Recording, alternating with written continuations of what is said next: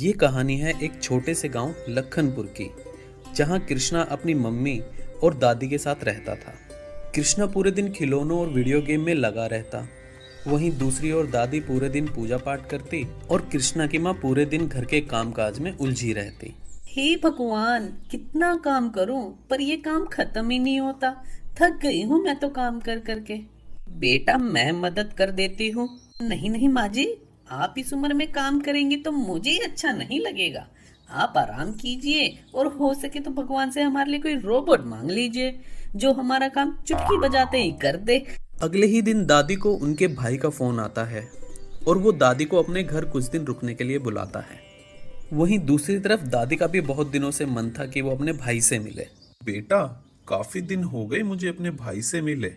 सोच रही हूँ 1-2 महीना उसके पास रुकाऊं।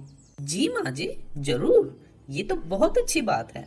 आप आराम से जाइए, घर की चिंता मत कीजिए, यहाँ मैं संभाल लूंगी। दादी अगली सुबह की ही बस से अपने भाई के गांव के लिए निकल पड़ती है। उसी रात कृष्णा और उसकी माँ आराम से टीवी देख रहे होते हैं, लेकिन एकदम से बादल के गरजने की आवाज आती है और वो दोनों बहुत डर जाते हैं। ये आवाज बादल के गरजने की नहीं थी, बल्कि उनके गांव से सटे जंगल में लैंड हुए एक स्पेसशिप की थी। उस स्पेसशिप से एक रोबोट उतरता है जो पृथ्वी ग्रह को जानने के लिए बहुत उत्सुक होता है और वो सोचता है कुछ दिन यहीं रुककर पृथ्वी ग्रह को थोड़ा जाने। वो मन में सोचता है कि यहाँ रुक तो मैं जाऊंगा, लेकिन पहले मुझे यहाँ के रहने वाले लोगों की तरह बनना पड़ेगा, नहीं तो ये मुझे पहचान लेंगे और तरह तरह के एक्सपेरिमेंट करने के चक्कर में मुझे लैब ले जाएंगे। सबसे पहले वो सोचता है कि स्पेसशिप का क्या करे, इसे कहाँ छुपाएं। तो वो स्पेसशिप को अपने रिमोट के थ्रू वापस यूनिवर्स में भेज देता है और समय पड़ने पर वापस बुलाने के लिए सोचता है। स्पेसशिप को वापस भेजने के बाद पहले वो जंगल में इधर उधर भटकता रहता है और अगली सुबह गांव की ओर आ जाता है। वो वहां छुपकर लोगों को देखता है। एलियन रोबो अपना स्मार्ट रिमोट निकालता है और वहां घूम रहे लोगों को स्कैन करता है, जिससे वो उनकी वेशभूषा और भाषा को समझ सकता है। हाँ, अब ठीक है। अब मैं इन्हीं लोगों के जैसा दिख रहा हूँ। रोबो मार्केट की तरफ बढ़ता है और वहां लोगों को, दुकानों को, खाने पीने की चीजों को निहारते हुए चलता रहता है। वहीं मार्केट में एक चोर की नजर उसकी जेब में रखे स्मार्ट रिमोट पर पड़ती है। चोर तो वो था ही, तो बड़ी सफाई के साथ वो उसकी जेब से रिमोट लेकर भागता है। अरे रे रे रे रे, मेरा रिमोट कहाँ ले जा रहे हो भैया? रोबो चाहता तो अपनी पावर से चोर को पकड़ लेता, लेकिन ऐसा करके वो सबकी नजरों में आ जाता। वहां इंस्पेक्टर शिफू की नजर चोर पर पड़ जाती है और वो थोड़ी ही देर में चोर को पकड़ लेता है। का रे भैया, हमरे इलाके में चोरी जानते नहीं हो का? हमरे बारे में इंस्पेक्टर सीफू नाम है हमरा, काम कर दूंगा तमाम तुमरा, समझे के नहीं? अरे साहिब, चोरी? कैसी चोरी? किस चीज की चोरी? मैंने कुछ नहीं चुराया। अच्छा, हमको बेवकूफ बना रहे हो? साहब, अब चाहे तो मेरी तलाशी ले लो। रोबो वहीं पीछे पीछे पहुंच जाता है। इंस्पेक्टर साहब, ये मेरा रिमोट, मेरा मोबाइल लेके भागा है। इंस्पेक्टर शिफू उसकी सारी तलाशी लेते हैं, पर उन्हें कुछ नहीं मिलता। इतना काहे भगाए रे हमका? भाग यहाँ से। चोर ने रोबो का स्मार्ट रिमोट भागते हुए सड़क के किनारे फेंक दिया था। कृष्णा की नज़र स्कूल जाते समय सड़क के किनारे पड़े स्मार्ट रिमोट पर पड़ती है। उसे लगता है ये कोई वीडियो गेम है और वो उसे अपने बैग में डालकर घर ले आता है। रोबो पूरा दिन अपने रिमोट को ढूंढता रहता है, पर उसे रिमोट कहीं नहीं मिलता। वो थककर एक पार्क के किनारे बैठ जाता है। कहाँ ढूंढूं अपना रिमोट? पता नहीं अब मैं घर वापस जा भी पाऊंगा या नहीं। अरे, याद आया, मैं अपना नेविगेशन सिस्टम यूज करके उसकी लोकेशन को ट्रैक कर सकता हूँ। ये आईडिया मुझे पहले क्यों नहीं आया? रोबो अपना नेविगेशन सिस्टम निकालता है और अपने रिमोट को ट्रैक करना शुरू करता है। वहीं कृष्णा अपने स्कूल से घर भी वापस लौट आता है। माँ, मैं आ गया। आ गया मेरा बेटा? आजा, हाथ मुंह धो ले और कपड़े बदल ले, मैं तेरे लिए खाना लगाती हूँ। माँ ये देखो मुझे क्या मिला। ये तो कोई स्मार्टफोन जैसी चीज लग रही है, पर तुझे ये कहाँ मिली? माँ जब मैं स्कूल जा रहा था तब ये सड़क किनारे पड़ी मिली। कितनी बार कहा है सड़क पर पड़ी चीजों को मत उठाया करो, ऐसी चीजें बम भी हो सकती हैं। माँ जब देखो आप मुझे डांटती रहती हो। अब अपना मुंह बंद कर और इस मोबाइल को तू अलमारी में रख दे और खाना खा ले।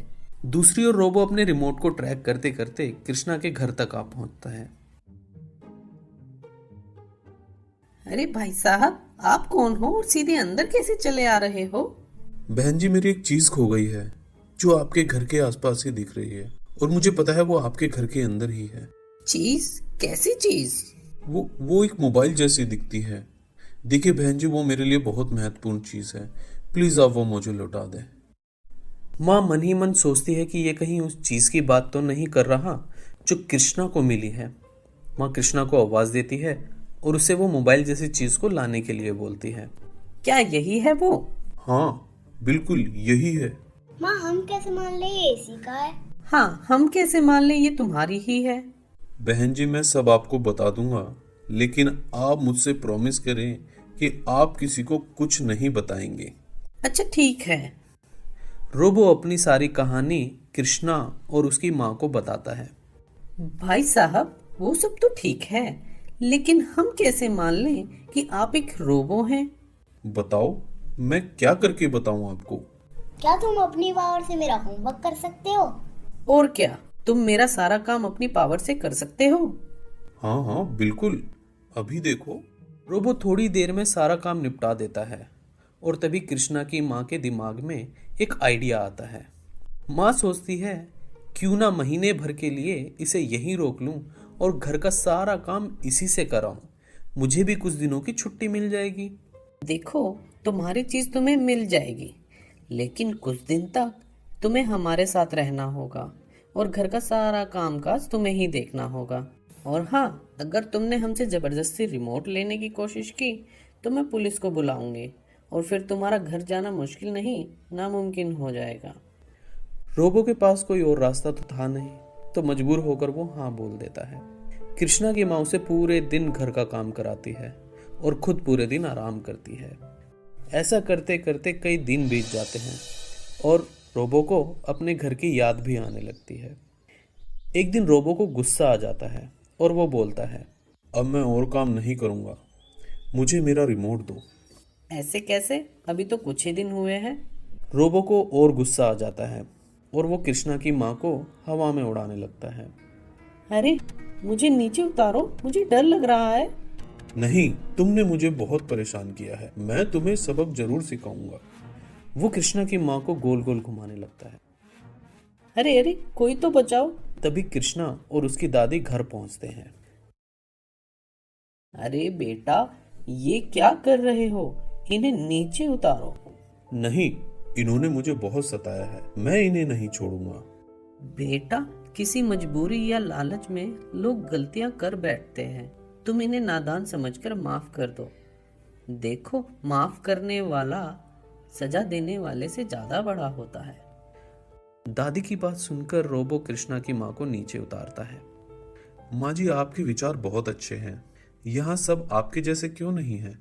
दादी मुस्कुराकर बोलती है, बेटा, इंसान अपना हर फैसला अपने दिल या दिमाग को इस्तेमाल करके लेता है और बहुत से लोगों को ये समझने में सारी उम्र लग जाती है कि दिल से फैसला लें या दिमाग से, और कहाँ दोनों से। समझ गया माँ जी। कृष्णा अंदर से रोबो का स्मार्ट रिमोट लेकर उसे देता है। रिमोट पाकर रोबो बहुत खुश होता है और अपने घर जाने के लिए उतावला होता है। दादी, कृष्णा और उसकी माँ रोबो को विदा करने स्पेसशिप वाली जगह पर जाते हैं। वहाँ रोबो अपने स्मार्ट रिमोट से अपनी स्पेसशिप को बुलाता है। रोबो भैया, आप वापस जरूर आना।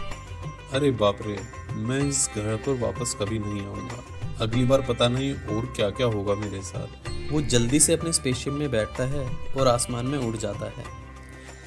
माँ, कृष्णा और दादी उसे देखकर जोरों से हंसने लगते हैं।